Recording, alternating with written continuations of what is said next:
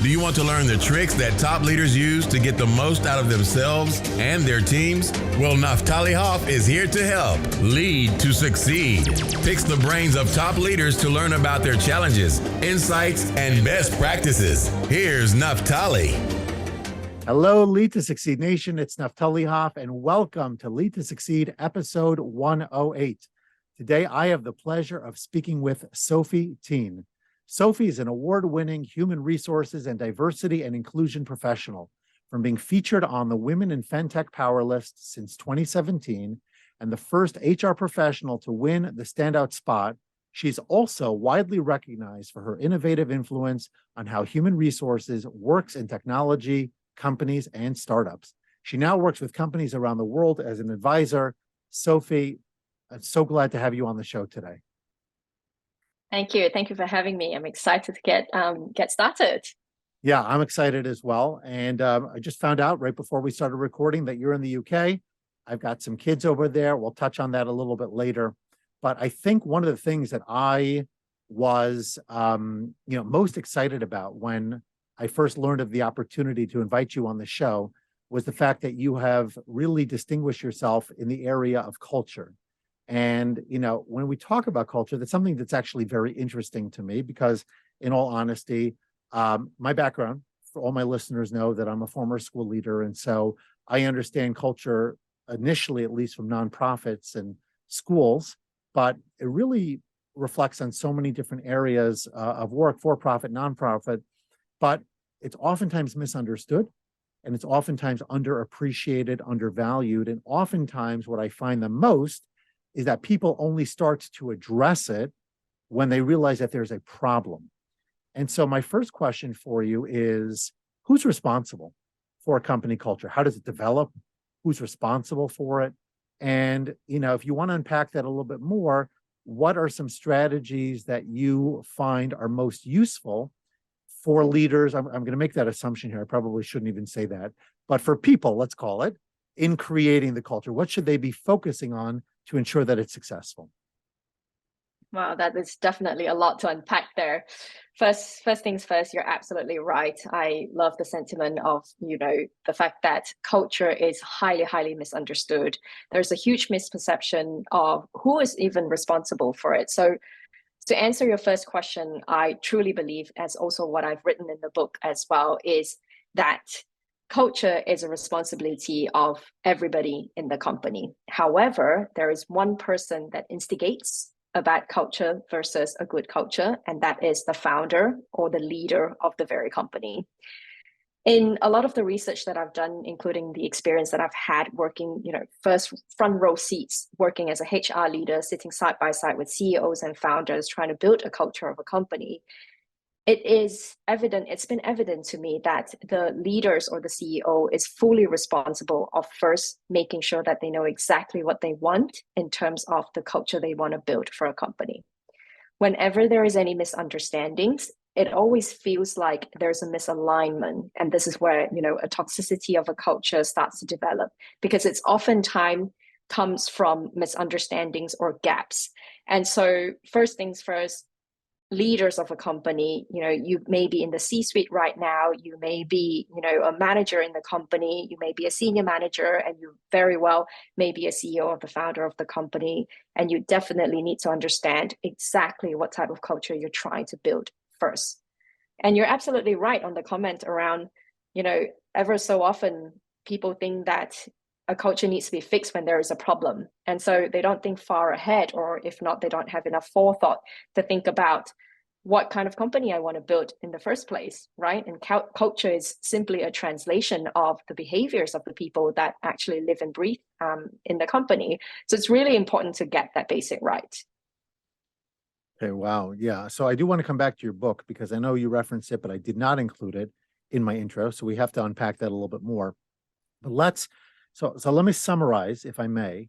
As you mentioned, and I think in my question, I kind of alluded to it also, that oftentimes we have this reactive approach to culture, meaning to say we start to sense that there's a problem, people are unhappy, something's not quite working, and then we go, oh my, I got to work on this. Because oftentimes, And this really speaks to a lot of things. I mean, I wrote my book, Becoming the New Boss, to help new leaders get off the ground, hit the ground running and enjoy sustained success. And a lot of what I focus on is relationship building, is having, a vision for where you want your leadership to go from the outset, and building and cultivating relationships around it so that you have the wherewithal to succeed long term. And in your response, what I'm hearing, Sophie, is that, leaders may really run with their concept. They may be running with their widget, their product, whatever it is, their service, whatever it is that they're trying to put out into the marketplace.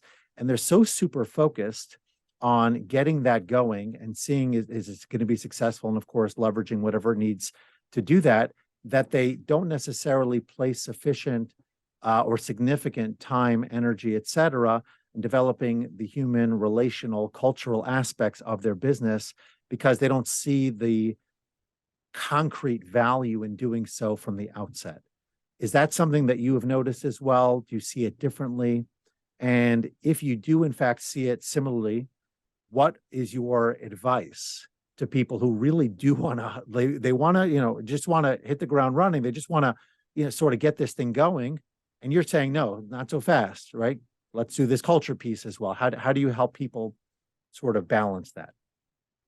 Yeah, that's an absolutely great question. I think this points out to the fact that a lot of, a lot of leaders, in fact, going back to the question that you've asked earlier, when there's a problem, who comes in to fix the problem? And you always hear that CEOs or founders or leadership reaches out to a HR person or a people leader to ask them to, come and join the company and fix the problem. Because here's where the misperception is, right? It always feels like it's HR's responsibility to fix a culture. But when a culture is great, I'm sure you've heard of this before, but when a culture is great, it's all the founder or the CEO's credit, right? But when a culture is bad, it's always HR's fault. So I think this is where we really need to kind of unpack here. I think first things first, when there is a problem, we need to first identify what is the environment we're currently in. Remember, culture is supposed to be seen as a touch and feel of what you see in the company, how your employees react to certain situations, emotionally or non-emotionally even, how you see leaders react to different decisions that they're making, the impacts that carries with it. So it's really important to recognize that culture cannot evolve and culture cannot be sustained on its own without the hard work and collaboration of each and every person in the company. So if we were to say, without a transparent or honest culture, your product may be stunted or may have delays as it reaches out in the market. If we're able to relate the impact between culture and how much revenue per se, or how fast your product is going to hit the market, if we're able to create this kind of correlationship, I think leaders in a company will start to realize that there is work to be done here, rather than just taking it for granted. Like you said, they often don't even realize that there's a culture problem until there's something to fix, that they start maybe hearing, they might hear feedback from the outside that people are not willing to join the company because of a certain behavior. And that's a very true telling sign of the culture being in trouble. So let's unpack that just a little bit more, if we can, Sophie. I'd like to hit on the proactive side first, and then get your reactive piece as well. Meaning to say, so other than hiring an HR person, which again is not the primary person necessarily responsible for culture, but certainly would have their antennas up on a more regular basis, probably, to what the culture looks like and how to make sure that it stays healthy and whatnot. But outside of that, what do you advise leaders to do, ideally from day one, in order to ensure that they have a positive culture? And then when we're done, like I said, I'd like to hear about your fixes. And you could weave this into one answer, or we could separate them. How do you kind of, like, maybe not helicopter in, but how do you come in and help companies that are struggling with a broken culture to rebound, to repair it and really set themselves on a better course moving forward?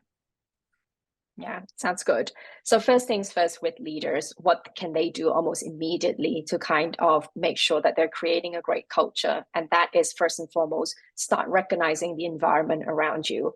A first true telling sign of a problem in a culture is when the leaders themselves start to realize that the environment that they're working in is no longer as enjoyable or as comfortable as it used to be. So that's the first sign to tell you that something's wrong, something needs to be looked at. There is a problem here that needs to be addressed. Now, the more and the sooner we actually react to these problems, even however small or minor they are, the faster it is for you to bridge those gaps before it becomes this ripple effect that actually affects every single person in the company. It may very well start from, management and then eventually kind of lead into impacting every single person in the company.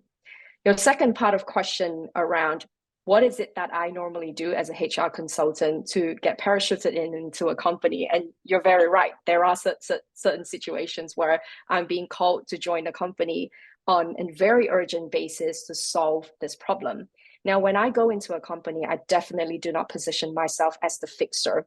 Rather, I position myself as the person that will run workshops to help us identify where the root causes are and then fix the problem together. And I think this is one of the best approach that I've seen so far. It's because, again, it's taking that misperception far, far away from leaders in the company thinking that there's one person out there that is their job to fix a cultural problem in their company. It should never be a shortcut like this.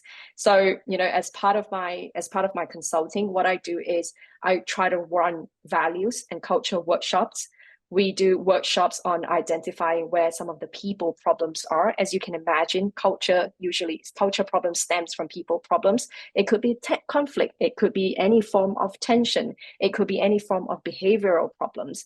And so as we start to identify them, we're able to find solutions to solve these problems, either in a way where it is creating a more robust process or creating more platforms for employees to raise their opinion. For example, it might be a cultural issue where people are afraid of giving feedback. And so therefore there's this fear mongering happening in a company. I'm sure you've seen that before. So really, there are two ways of looking at this. One is leaders definitely need to create as much and as early as possible the awareness of where the problems are. On the other hand, if they were to ever reach out to someone to help them solve the problem, let's make sure they're equally involved as well and not just palm this problem off to the other person. So I want to take that. I love the answer, by the way. I want to take it one step further back to day one, or maybe even before day one, when the company is still in conception. And the question is, so you're focused, your answer, I heard, Sophie, focusing on awareness of a problem and how to deal with it and all of that. And that's obviously very important. But what could leaders do before they've hired people, or maybe just as they're hiring people, to ensure as much as possible that they never get to a place where the culture goes off the rails in the first place? Sounds good. Leaders, when you are creating a company, be very honest in the narrative of why this company exists. This is also part of the solutions when it comes to a cultural problem. We always bring it back to the basics. Start understanding why you have created this business in the first place.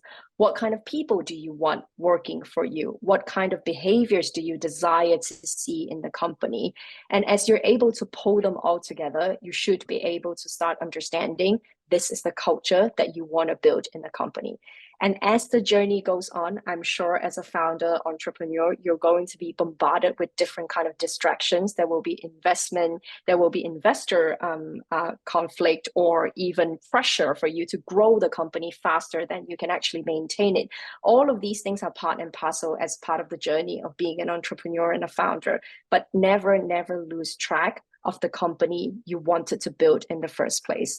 And many times I've seen situations where founders have actually lost track, and they, in a lot of even conversations that I have, I kid you not, they miss the company that they first built. And so this is really important to make sure that they stay honest in this journey.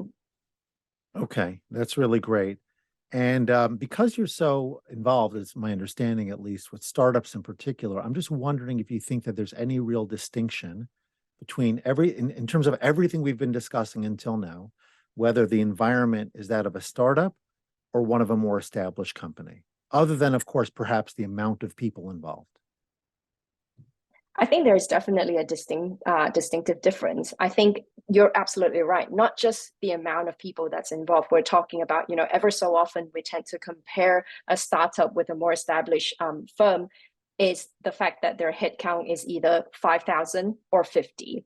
I think in reality, a startup just has this environment where there are less red tapes around. And so therefore the evolvement of a company is a lot more rapid. It's because they're a lot more willing to kind of go, okay, we're willing to make mistakes and very quickly learn from these mistakes and then make sure we don't live them again. Whereas in an established environment, they've probably already learned these mistakes. So therefore they're a lot more concrete and mature in the way that they're operating their business. But equally on both sides, while they still are distinctively different from how they operate their business, from a cultural point of view, it should very much still be the same. If a company very much decides, or the leaders of a company decide that an honest and feedback culture is what they believe in, that is going to strengthen both the product that they put out in the market and to keep the employees happy in the company that they work for, then that is an honest and transparent culture that they need to build, regardless the headcount size. Okay, so if you're going in there and you're doing your diagnostics and Sophie to the rescue, just jumping off her parachute to land in and save the day, what are the three things that you're looking for? It might be five, it might be two, I don't know, but I'm using three because it's a common number here. What would be like around three things that you would say, these are the three indicators right off the bat that things are either really in a good place, or if that number is low, for example, really in a bad place? Like, what are you looking for most to make your determinations right off the bat? Yeah. So the first thing we would actually absolutely need to look at is whether or not the behaviors that the employees are showing are actually acceptable.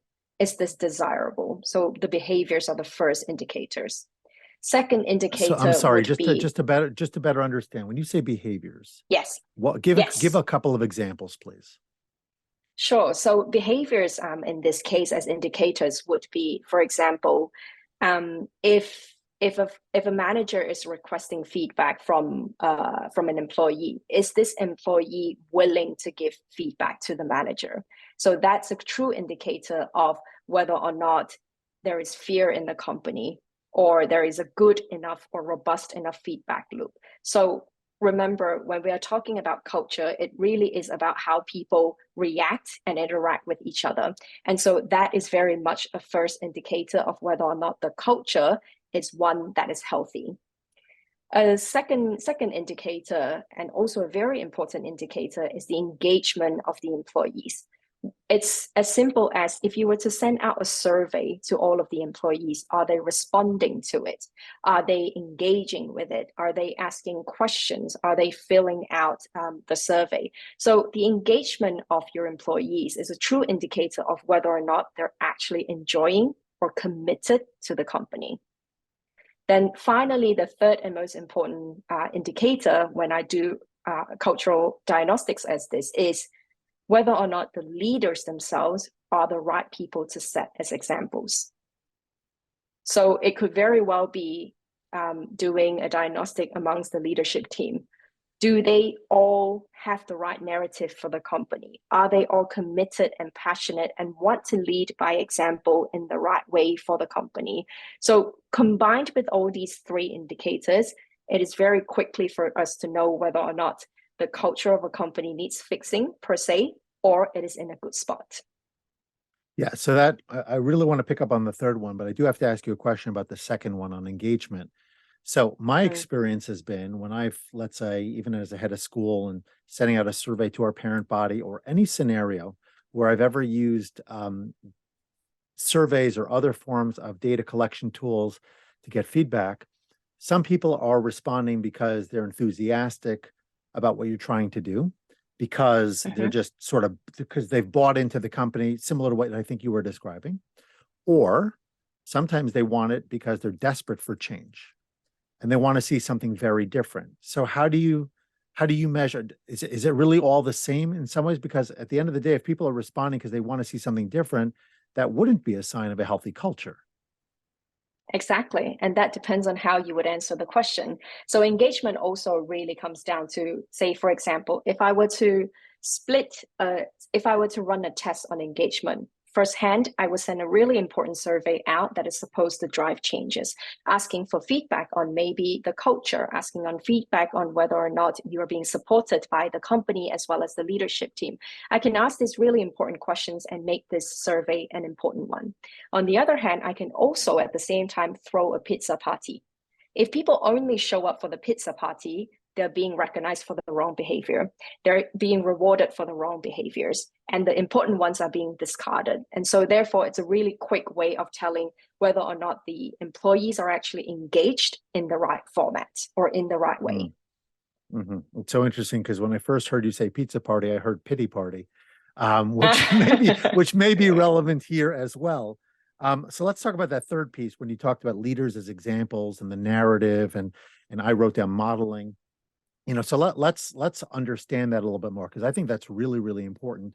I often quote John Maxwell and others as well that talk about leadership as influence, and how the leader plays a disproportionate role compared to, the size of the company at large, and not only creating the right culture, but really in setting the framework for basically everything that happens within the company at large. And so I'm curious to know, what is your process?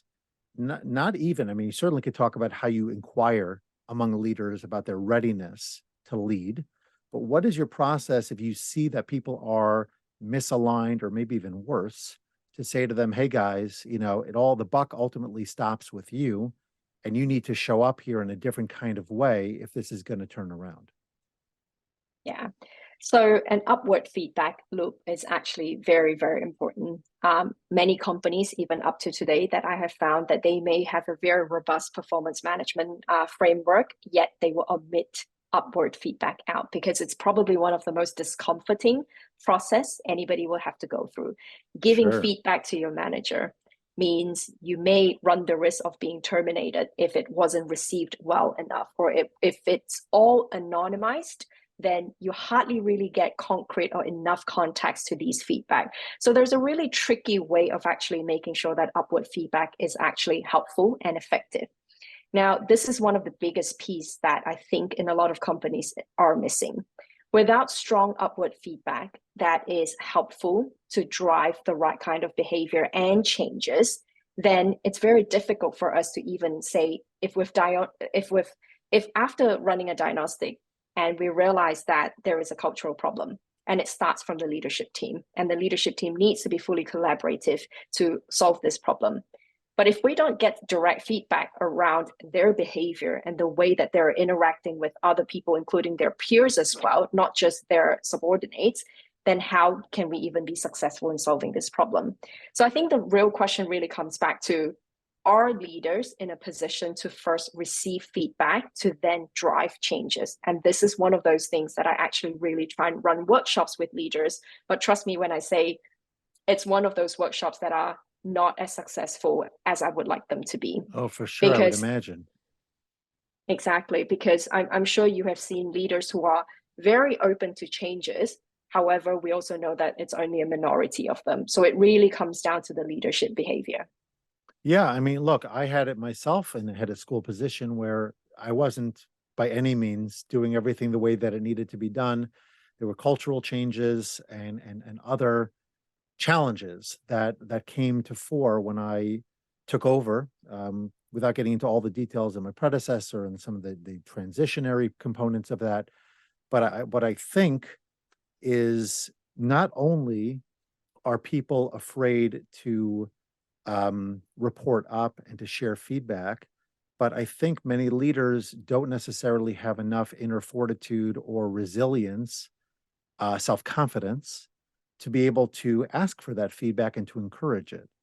I think a lot of leaders are just very happy to get things going. They have a great concept, whatever it is. They may not have developed their people skills all that well.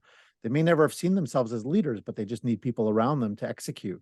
And so all of a sudden, they now have to become vulnerable. So I'm curious to know how you coach people through that process. Yeah. So really, the keyword there is trying to get them comfortable, to get them vulnerable. right? Obviously, it starts from the top.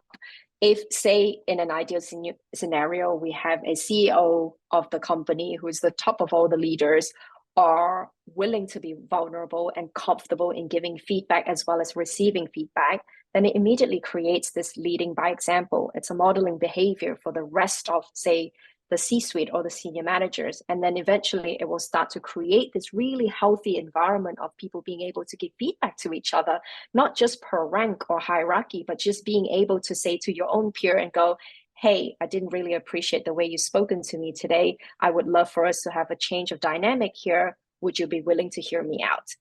You know, these are very simple script that I could type, but maybe not necessarily the easiest feedback for someone to give to their own peers. So I think, you know, at the end of the day, we really need leaders to behave the right way. And yes, it is very difficult, but as soon as we start to get really comfortable, but also ultimately understand that the impact of not being an effective manager is just not having an effective team as well, an effective company. So the moment they realize that they are or will be part of the problem, I hope they realize that there needs to be a call of action here. And then hopefully part of the solution. For sure. Yeah, great. Okay, so last question of this segment, the one I ask everybody, and that is the biggest mistake, Sophie, that you have made in your life, your career, and what you've learned from it. Yeah. My biggest mistake, it took me a while to think about this, but my biggest mistake, I think, throughout both in life and career is not willing to ask for help when I actually needed it. I am now a coach, but I have gone through some hoops and turbulence in my career when I realized that not asking for help was actually a lot more detrimental to my success. Not asking for help isn't a sign of strength. In fact, not knowing how to do the work and having to figure it all out by myself also isn't a sign of strength. And obviously, you know, it took me more than a decade to finally get there, but I hope this also, you know, I'm sure it will resonate with other people, but I also hope that, you know, people realize that it's totally okay to ask for help. Yeah, it totally resonates with me. I think I would have saved myself a lot of aggravation. Anyway, let's transition now to rapid fire. Have a little bit of fun with these. So I'm just curious, Sophie, what has been the worst mispronunciation of your last name? It's Theen. So because it's actually a silent H, you know, it's a silent H, and most people would just call it Theen. But I have been called Sophia many, many times in different places. So that's another one. Got it. It's so interesting. I'm hearing the, I guess it would be the British or Australian pronunciation, because here in the US, we pronounce it as H. So that's just a different sound. But yeah, 100%. Okay, next. The coolest place where someone has purchased your book. Oh, this is actually from a book event that I was just about to launch, and someone actually totally out of the blue reached out to me on Twitter and say, hey, I've seen your book event. I won't be able to come, but would you be willing to ship one out to me signed? So yeah, that was pretty cool. And where's that person? That person is in Berlin, Germany, and I'm in London. Okay, and by the way, we didn't even mention it. What is the title of your book? It's called The Solo Startup, The Untold Stories of How Founders Affect Culture. Sounds like a really interesting read. The biggest difference between living in Australia and the UK, because I know you were in Australia for quite some time and have recently relocated. I'm not looking for a long answer here, though I'm sure you could give me one. It's kind of funny because I have different workout videos that I partake in, so to speak, and one of them called, I think, Body Project. They're British, but they now live in Australia, so they kind of flipped the script from you. Okay, the one major difference is the sun god. There is so much rain in London, I could not even begin to describe. Yes, I'm well aware. So much more sun, much hotter too, I would imagine. Yeah. Okay, and then the worst advice you ever received. Oof, the worst advice. Let me see. Yeah, just the worst advice I've ever gotten is get shit done. Bulldoze everything over, forget about the emotions, and just get shit done. Wow. Okay, and the last one, a productivity tip that helps you, since you're on the topic anyway, to get more done. Oh, yes. Wake up early and try and get more work done, but definitely make sure you segregate your time so that you've got quality time with family, social, whatever you need to do, because productivity also means balance. Okay, Sophie. So tell everyone on Lead to Succeed Nation where they can find you, reach out to you, get your book. Yeah, where are the main places they should be looking? Cool. So you can find me on my website. It's just www.sophieteen.com. You can find me on Twitter. It's my first name, last name as well. And you can easily find me on LinkedIn. Awesome. Okay, we'll be on the lookout. And finally, please leave us, Sophie, with one life lesson that we can really wrap up this great conversation with. Cool. One life lesson. Yes, just enjoy what you're doing. If you're not saving lives, you should definitely enjoy the work that you're doing. Awesome. Well, it's been a pleasure. I'm really glad we had this conversation, and certainly learned a lot about culture, about leadership, about, beginning with the end in mind. And I thank you very much for being on the show today. Thank you for having me. It was a real pleasure. Bye-bye now. Bye. Thanks so much for listening to this episode and for investing in yourself so that you can lead to succeed. Before you go, don't forget to subscribe, rate, and review the show. Your feedback gives the show more social proof and encourages more folks to listen.